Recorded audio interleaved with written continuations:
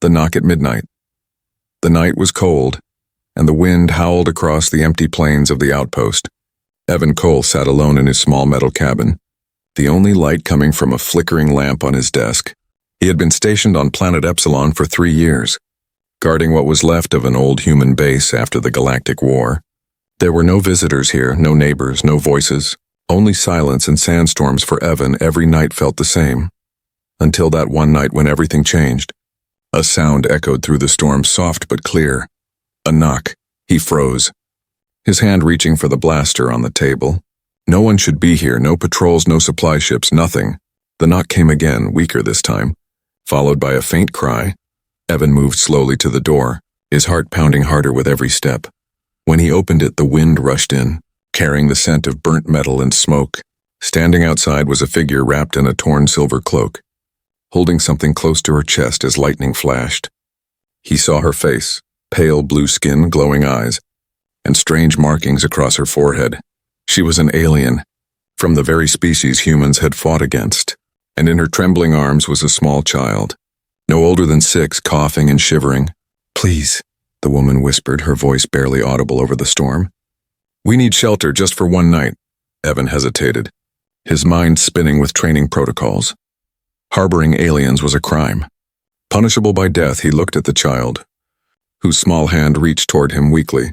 Something in his chest stirred, something he hadn't felt in years. Pity, maybe even humanity. "Come inside," he finally said, pulling them in and closing the door. The woman stumbled and nearly fell, clutching the child tighter.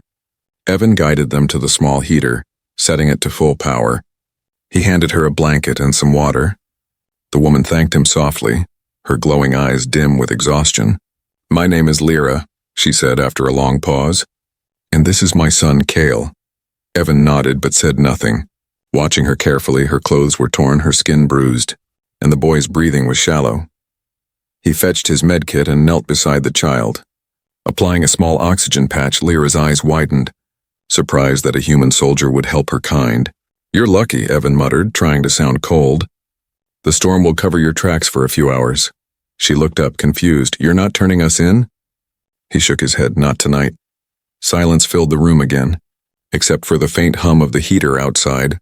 The wind screamed like the ghosts of the war they both wanted to forget. As the hours passed, the storm grew worse, shaking the cabin walls. Evan sat by the window, rifle across his lap. Watching the sensors blink red, he thought of the war, the screams, the fire, the faces he couldn't forget. He had killed aliens like her once, believing it was justice. Now one sat behind him, feeding her sick child, whispering lullabies in a language he couldn't understand. Something about it broke him a little. He realized how small and tired she looked, how human her fear seemed. Lyra caught him watching and gave a faint smile. "You have kind eyes," she said softly. "Not like the others." Evan looked away, embarrassed. "Don't thank me yet. The patrol might come by in the morning." Her smile faded. "If they find us, they'll kill us," he didn't answer. But his silence said enough. Cale stirred in his sleep, clutching his mother's hand tightly for a moment. The child's faint breathing was the only sound in the cabin. Evan stood up and added more fuel to the heater. He knew he couldn't send them out, not in this storm, not like this. "Rest," he said finally, his voice quieter now. "You'll be safe here tonight." Lyra looked at him as if she wanted to say more, but exhaustion pulled her under. Evan sat back down, watching the snow and sand swirl outside the window. He didn't know why he had done it.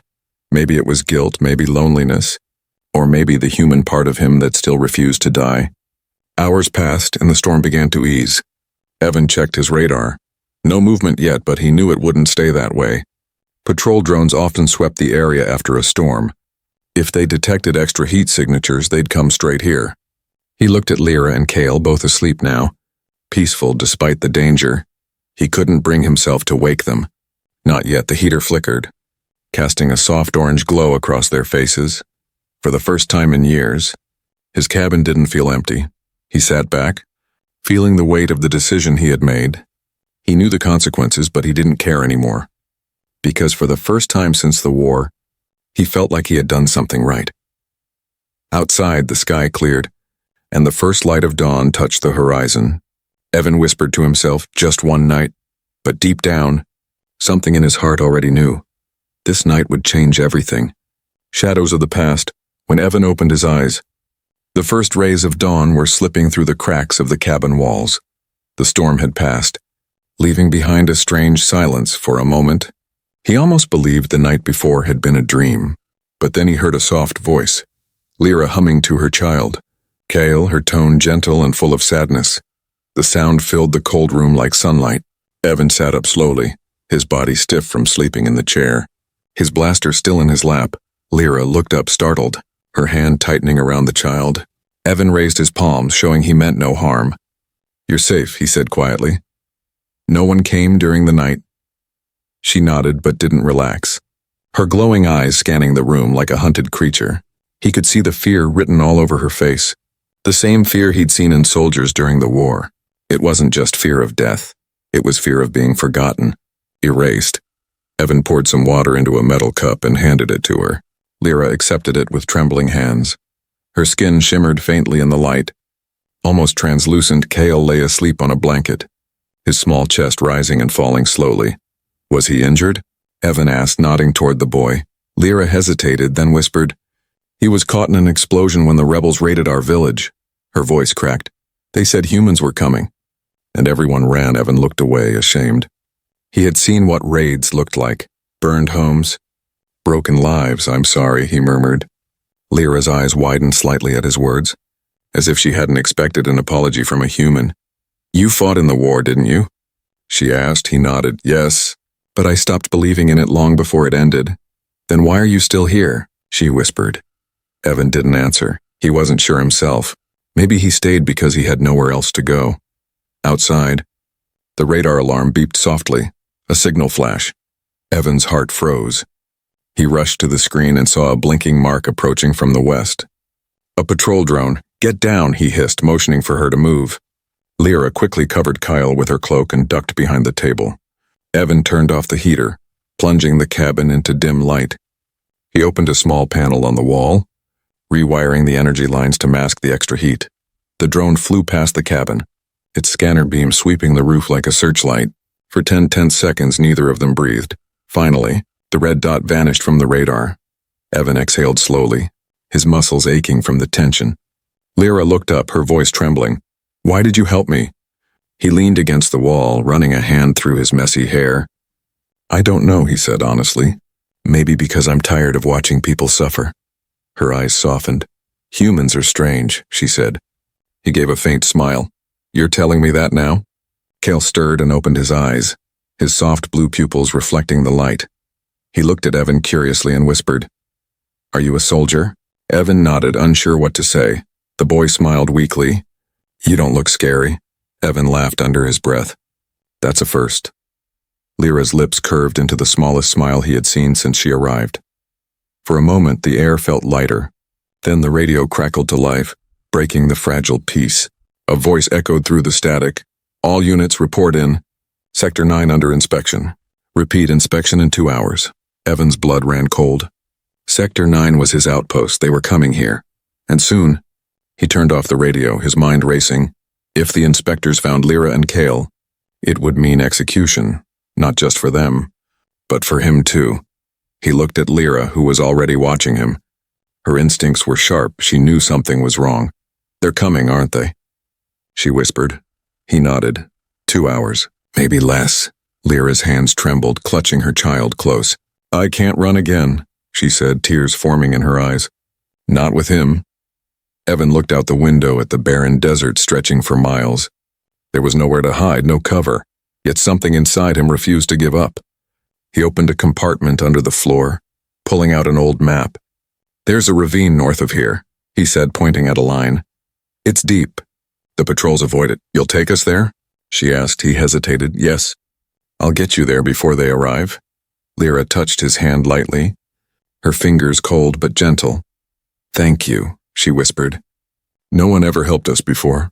Evan met her gaze and said quietly, "Then maybe it's time someone did."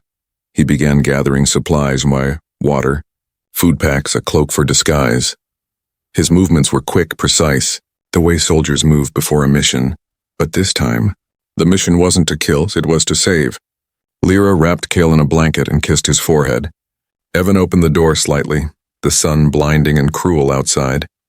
He turned back one last time. "Stay close to me," he said. "And no matter what happens, don't stop running." As they stepped out into the desert, wind whipping against their faces, the ruins of the war stretched around them like ghosts of the past. Evan felt something awaken inside him, a reason to fight again, but this time not for orders, not for flags, for something pure, something human. He didn't know it yet, but this choice and this single act of mercy cause would echo far beyond the sands. A heart divided, the sun was fierce above the desert. Burning through the thin air of planet Epsilon, Evan's boots sank into the red dust as he guided Lyra and Cale through the narrow valley. The child clung to his mother's hand. Too weak to walk far, every few steps Lyra looked back, afraid that the patrol might appear behind them. Evan kept scanning the horizon, his military instincts sharp. He knew the inspection team would reach his outpost soon. Time was running out. They stopped near a cluster of rocks. Lyra helped Cale sit down, offering him the last drop of water. Evan stood guard, watching the skies. A drone hummed faintly somewhere in the distance, its metallic wings slicing the air. Lyra's voice broke the silence, soft and uncertain. "Why do you care what happens to us?" Evan didn't look at her. "Because you remind me what the war took away." She tilted her head, puzzled. "What did it take from you?" He sighed. "My reason to believe people could be good." Lyra watched him quietly, her glowing eyes reflecting the harsh sunlight. Her silence said more than words in that moment. He realized how much pain they both carried. Two survivors from opposite sides, yet both broken by the same war. Cale tugged on his mother's sleeve, whispering something in his own language. Lyra smiled faintly. "He says he trusts you." Evan froze, feeling something shift deep inside him. He wasn't used to trust, not anymore. The wind picked up again, carrying the smell of ozone. He pulled out his scanner. A faint red signal blinked to life on the map. "They're tracking movement," he muttered. "We have to move." Lyra nodded and lifted Cale into her arms. Her strength surprised him, though she looked fragile. They started walking again, deeper into the canyon, where shadows stretched long and cool. But every step forward felt heavier. Evan's mind was at war with itself. He knew what he was doing was treason. If caught, he'd lose everything, maybe even his life. But when he looked at Lyra holding her child, trembling and exhausted, he couldn't stop. They reached a small cave carved into the rock. Evan motioned for them to hide inside. "I'll check the ridge," he said. Before leaving, he handed Lyra a small data chip. "If I don't come back, follow the markers on this," he told her. "It'll lead you north to the abandoned mines." Lyra grabbed his wrist. "Don't say that," she whispered. "You will come back." He forced a smile. "You sound sure." "I have to be," she replied. "Hope is all we have left." Evan climbed up the rocky slope. Crouching low from the top, he saw it. 3 patrol drones scanning the terrain, their searchlights moving in a pattern. They were closer than he thought. He tapped his comm link, sending out a fake beacon to the south to distract them. The drones changed course, chasing the false signal. Evan watched them fade into the horizon before sliding back down to the cave. Inside, Lyra was humming again, trying to keep Cale calm. He watched her for a long moment. Her gentle touch, her quiet strength, her will to protect. It stirred something deep within him, something he thought was long dead. "You shouldn't risk this for us," she said softly when she noticed him watching. He sat down beside her. "Too late for that?" Lyra smiled faintly, her eyes reflecting the cave's dim light. "In my world, we were taught humans have no hearts," she said. "Only weapons." Evan chuckled dryly. "That's what we were told about you." Their laughter echoed off the stone walls, a strange warm sound in such a cold world. For a brief moment, they weren't enemies. Just 2 souls lost in the ruins of the same universe. Cale fell asleep soon after, his tiny hand gripping Evan's finger. It was such an innocent gesture. Evan felt his chest tighten, memories flooding back. A small boy he once knew. His nephew who never came home from the war. He swallowed hard, forcing the thought away. Lyra looked at him and whispered, "You've lost someone too." He nodded slowly. "Everyone has." She reached out, touching his arm gently. "Maybe we don't have to lose more." Outside, the last light of evening began to fade. Evan stood, looking at the sky turning from orange to deep purple. He could see the faint outline of the patrol ships far away. Soon they would search this sector, and hiding would no longer be enough. He turned to Lyra. You'll rest tonight, and at dawn, we move again, Lyra frowned. You're still helping us? He met her gaze firmly. I said one night, but it's already too late for that. Lyra stared at him. Realizing what he meant, Evan Cole, a human soldier, was no longer protecting them out of duty or guilt. He was doing it because he cared. Because somewhere between the silence of the desert and the warmth of that cave, the walls around his heart had begun to break. And even though he didn't say it aloud, she could feel it too, that strange, forbidden connection that was growing between them. Something fragile but real. Something that could change both their worlds. As the stars emerged above, cold and distant, Evan whispered to himself, maybe humanity isn't about who we fight for. He looked at Lyra and Kale sleeping peacefully beside him. Maybe it's about who we protect. The choice dawn crept slowly across the canyon, painting the rocks in shades of gold and red. Evan woke before sunrise, his instincts sharp as ever. He had spent the whole night thinking about what he had done. He was a soldier sworn to obey orders, yet here he was, hiding fugitives from his own command. Each hour brought him closer to being branded a traitor. But every time he looked at Lyra and her child, asleep on the cave floor, he knew he couldn't turn back. The desert was quiet, almost too quiet. Evan stepped outside, scanning the horizon with his binoculars. A faint shimmer caught his eye. Movement, mechanical, fast. 3 patrol speeders heading toward the outpost. His heart sank. They're coming, he muttered under his breath. He returned to the cave and shook Lyra gently. We have to go. She opened her eyes, confused. Now? It's barely morning. They're scanning the sector, he said. If they find this cave, it's over for all of us. Lyra immediately lifted Kyle. Wrapping him in her cloak, the boy was still weak, coughing softly. Evan helped them climb up the rocky trail. Moving quickly, every step echoed like a warning. The wind picked up again, carrying the hum of engines in the distance. Lyra glanced at Evan, panic flickering in her glowing eyes. Can't we hide deeper in the caves? She asked. He shook his head. They'll scan every crevice with heat sensors. By the time they reached the upper ridge, the speeders were already visible. Dust clouds rose behind them as they cut across the desert floor. Evan's mind raced. There was no way they could outrun them. He led Lyra and Kale into an old communications bunker. Half buried under sand, inside the air was stale, filled with rust and the ghosts of the war.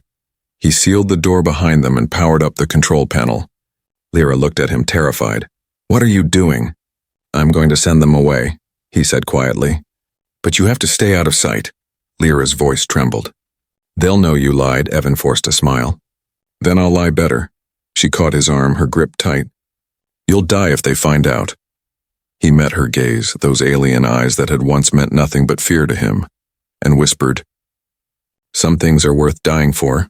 Before she could reply, he opened the hatch and stepped out into the blinding light. The patrol ships were already landing nearby, soldiers fanning out with scanners. A familiar voice called out, Sergeant Cole, you didn't report last night's status check. Evan straightened, saluting sharply. Communications were down, sir. The storm cut the power grid. The officer, Commander Voss, squinted at him suspiciously. You're sure that's all? Evan nodded calmly, hiding the pounding of his heart. One of the troopers walked toward the bunker entrance. Sir, heat readings show residual energy inside, the trooper reported. Evan's mind raced. He had forgotten to shut down the backup power. He quickly stepped forward. That's just the reactor running on idle mode. Keeps the system from freezing overnight. Voss looked unconvinced. Open it, he ordered. The trooper moved toward the door, but before he could reach it, a distant explosion rumbled across the desert. The false beacon Evan had set earlier had finally triggered. Voss turned, shouting, What was that? Probably a mine from the old war zones, Evan said quickly. They've been unstable for years. The commander hesitated, then waved his hand. We'll check it out. Stay on standby, Sergeant. Yes, sir, Evan replied, maintaining his calm until the patrol ships lifted off and vanished into the distance. When the sound of engines faded completely, he finally let out the breath he'd been holding. His body trembled from the adrenaline. He turned and re-entered the bunker. Lyra was waiting just inside, her face pale, eyes wide. You lied to your commander, she whispered. You risked everything. Evan leaned against the wall, exhausted. If I hadn't, you'd both be dead. Lyra stepped closer, her voice shaking. Why? Why would you do this for us? Evan looked at her, his expression unreadable. Because, he said softly, you and your son deserve a chance to live. Not as fugitives, but as people. Tears welled in her eyes, glimmering like liquid silver. She reached into her cloak and pulled out a small crystal pendant, glowing faintly blue. It's a mark of my people, she said. When someone saves our lives, we give them this. She placed it in his hand, her fingers brushing against his. The crystal was warm, almost alive. Evan stared at it, feeling something stir deep inside his chest. I don't need a reward, he said quietly. Lyra shook her head. It's not a reward. It's a promise, he looked at her curiously. A promise of what?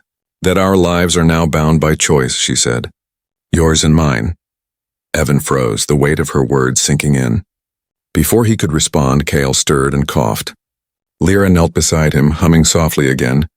Her voice filled the bunker, soft and haunting, like a lullaby from another world. Evan sat nearby, holding the pendant outside. The desert stretched endless and cruel, but inside that small bunker, for the first time there was peace still. In the back of his mind he knew this peace couldn't last. The patrols would return, and when they did, there would be no running left. He looked at Lyra and Cale, and then down at the glowing crystal in his hand, he whispered to himself, I made my choice, and somewhere deep within him, the soldier faded, and the human finally woke. The return days passed in uneasy silence. The desert winds howled around the bunker like restless spirits.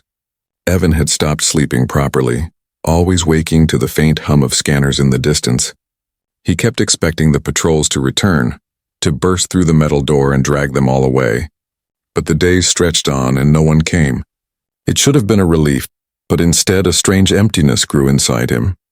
Lyra spent most of her time caring for Cale, whose condition had worsened.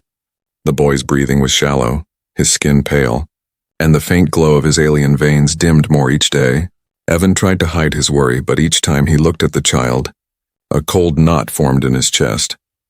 He had seen too many lives fade like that, and he couldn't bear to lose another. Is there anything I can do? He asked one morning, kneeling beside Lyra. She shook her head, tears glistening in her eyes. He needs healing serum from our world. But we lost everything when we fled. Evan clenched his fists, frustration boiling inside him. There must be something, he muttered. Something human medicine can do. He rummaged through his emergency kit. Painkillers, antibiotics, hydration packs, nothing strong enough. The bunker felt smaller with every passing hour, the air heavier. Outside, thunder rolled over the plains, a storm building once more. Evan paced near the door, unable to sit still. He could save Cale if he dared to go back to the outpost, where he still had access to a med unit and supplies. But that meant returning to the very place he had lied to his commander. It meant walking into danger with no guarantee of survival. Lyra noticed his expression. You're thinking of going back, she said quietly. Evan met her gaze. If I don't, he'll die. She stood and gripped his arm, her voice trembling. If they catch you, you'll die too. He smiled faintly. Then I guess we're both out of good options. Lyra's eyes filled with fear, but also something else, admiration, she whispered. You don't owe us this. Evan's answer was simple. Maybe not. But I can't watch him fade away. Before dawn, he prepared to leave. He packed light, only his blaster, a ration bar and a small scanner. Lyra stood near the entrance, holding Cale close. The wind outside was fierce again, sand swirling like fire. Evan turned to her. Keep the bunker sealed until I return. Her voice cracked. Promise me you'll come back, he nodded. I promise. But even as he said the words, he wasn't sure he believed them. The journey back to the outpost was long and merciless. Each gust of wind felt like a blade cutting through his armor. By the time he reached the perimeter, night had fallen. The familiar sight of the metal towers and blinking lights stirred a mix of guilt and nostalgia. He crept through the shadows, using the old maintenance tunnels he once patrolled himself. Every sound made his pulse race. The hum of generators, the distant echo of footsteps. Finally, he reached the medical bay, its door half buried in sand. He keyed in an old override code, still working. The lights flickered to life, illuminating the dusty room, and for a brief moment, he felt like a ghost walking through the ruins of his own past. He moved quickly, gathering supplies, plasma injectors, med serum, oxygen packs, anything that might help. But as he packed the final vial, a harsh voice echoed from behind. "Sergeant Cole?" Evan froze, turning slowly. Commander Voss stood in the doorway, arms crossed, eyes cold. "I thought I smelled guilt in the air," the commander sneered. "So, who are you really saving out here, Cole?" Evan's heart pounded. He knew lying wouldn't work this time. He took a deep breath and said quietly, "A mother and her child." Voss's expression twisted with disgust. "An alien? You broke protocol for a creature?" Evan's voice hardened. "For a life? You've gone soft," Voss spat, stepping closer. "After everything they did to us." "They didn't do it," Evan interrupted, his tone sharp. "The war did for a moment." Silence filled the room. The commander's hand hovered near his sidearm. Evan's own blaster was already drawn, steady. "I don't want to hurt you," Evan said, "but I can't let you stop me." Voss sneered. "You're already a dead man, Cole." Evan didn't wait. He turned and fired a single stun shot, dropping Voss to the floor. His hand shook as he looked at the man who'd once been his superior.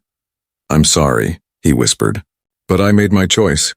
He grabbed the med pack and sprinted into the night, the alarms beginning to blare behind him. By dawn, he was back at the canyon, exhausted and bleeding from a cut on his arm. The bunker door slid open and Lyra rushed out, eyes wide with disbelief. "You came back," she gasped. Evan staggered inside and dropped to his knees beside Cale. "Not yet," he said, pulling out the serum. "But I'm here now." He injected the fluid into the boy's arm, whispering a silent prayer. For a long moment, nothing happened. Then Cale's breathing steadied, color returning slowly to his face. Lyra covered her mouth, tears streaming down her cheeks. He's healing," she whispered. Evan smiled weakly. "Told you I'd come back." Lyra knelt beside him, placing her hand over his heart. "You did more than that," she said softly. "You came back different." Evan looked at her, tired but content.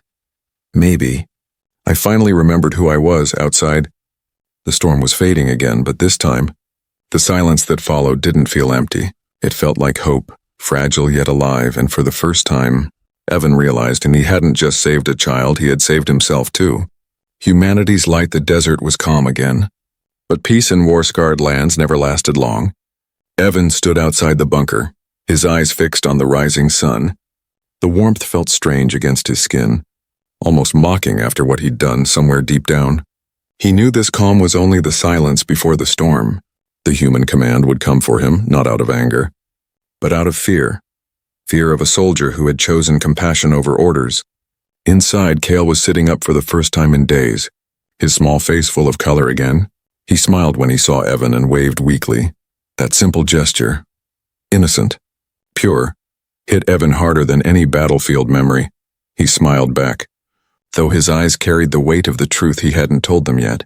He had fired on his commander, stolen military supplies, and broken every rule he had sworn to follow. There was no turning back, and he knew that sooner or later the price would come. Lyra was watching him quietly, her silver eyes soft but knowing. "You're leaving again," she said. Her voice trembling slightly, Evan turned toward her. "They'll come here soon." "I can sense it too," she replied, her hand brushing against the cave wall. "Your people are close." Evan nodded. "That's why you and Cale need to move north tonight. The mines still offer some cover." She frowned. "And you?" "I'll stay," he said simply. "If I run, they'll hunt you, but if I stand my ground, maybe, just maybe, I can end this right." Lyra shook her head, stepping closer. "You've already done enough," she whispered. "You gave us life when no one else would." Evan looked at her, truly looked, and saw not an alien, not a symbol of war, but a mother, a being who carried hope like a flame in the dark. "I didn't do it for mercy," he said quietly. "I did it because it was the first time in years something felt right." Their eyes met, and in that silence something wordless passed between them. Understanding, connection, maybe even love. But there was no time left to speak of it. That afternoon, the sound of engines shattered the stillness. A formation of human dropships cut through the clouds.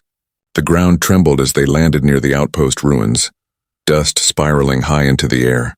Evan stepped out into the open, his rifle slung low, his uniform still bearing the insignia of the army he'd just betrayed. Soldiers fanned out, weapons raised, and at their center was Commander Voss, bruised, furious, and alive. "So the hero returns," Voss sneered, his voice echoing through the canyon. Evan didn't move. "I didn't come to fight."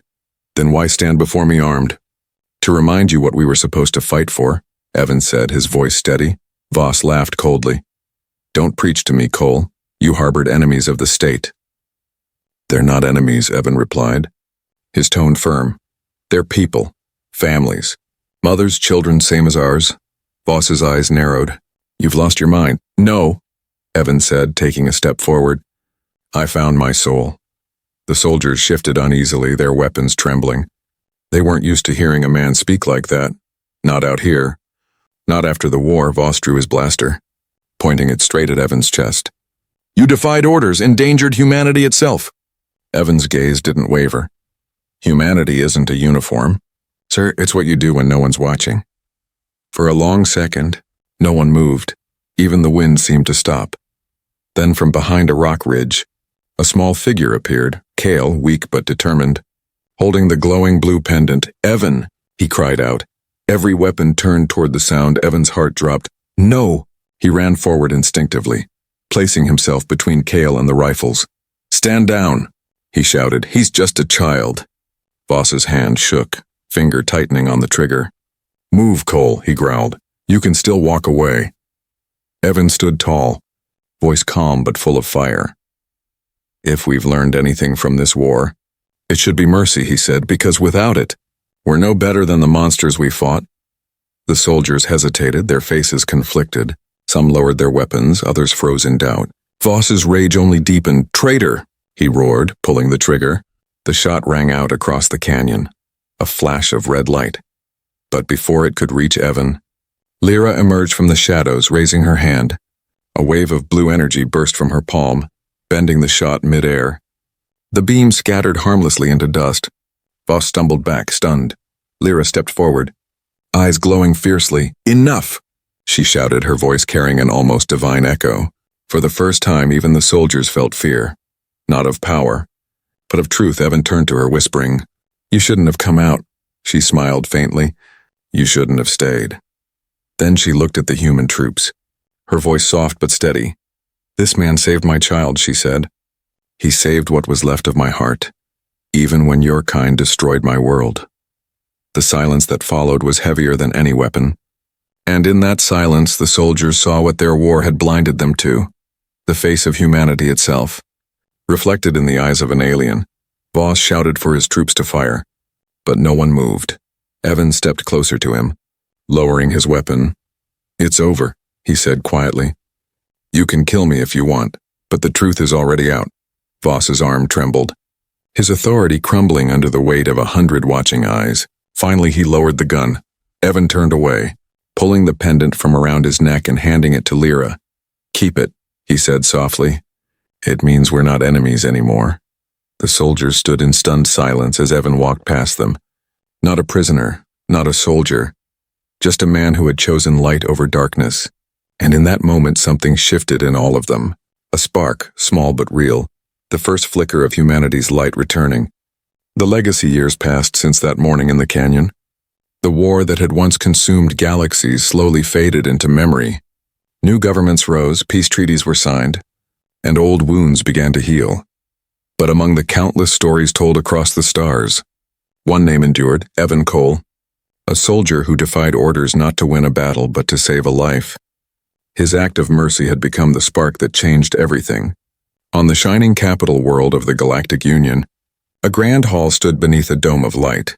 Flags of dozens of species rippled together, once enemies, now allies. And at the center of it all stood Lyra, no longer a fugitive, no longer a shadow. She was now a diplomat, her eyes filled with wisdom and grace.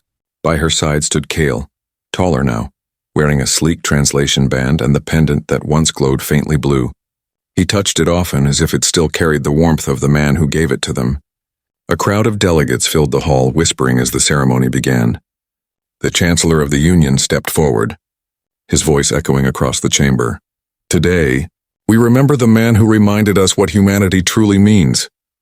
The giant screen behind him flickered to life, showing an image. A photograph recovered from an old human outpost. Evan Cole, standing in his worn-out uniform, dust-covered, holding a small child with a tired smile. No medals, no glory, just kindness etched in his eyes. Lyra's heart ached at the sight. She remembered his quiet laughter, his rough voice, his stubborn bravery, the way he stood between her son and an army, the way he said mercy wasn't weakness. She had not seen him since that day, after the standoff. Evan was taken by the patrol for questioning, and though he was never seen again, his message spread like wildfire.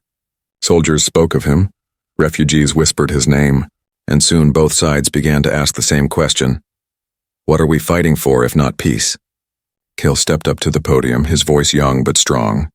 My mother once told me, he began, that one man can change the stars if he chooses kindness over fear. He paused, touching the glowing pendant around his neck. This belonged to him, to Evan Cole, the man who showed me that even in the darkest places, light still exists.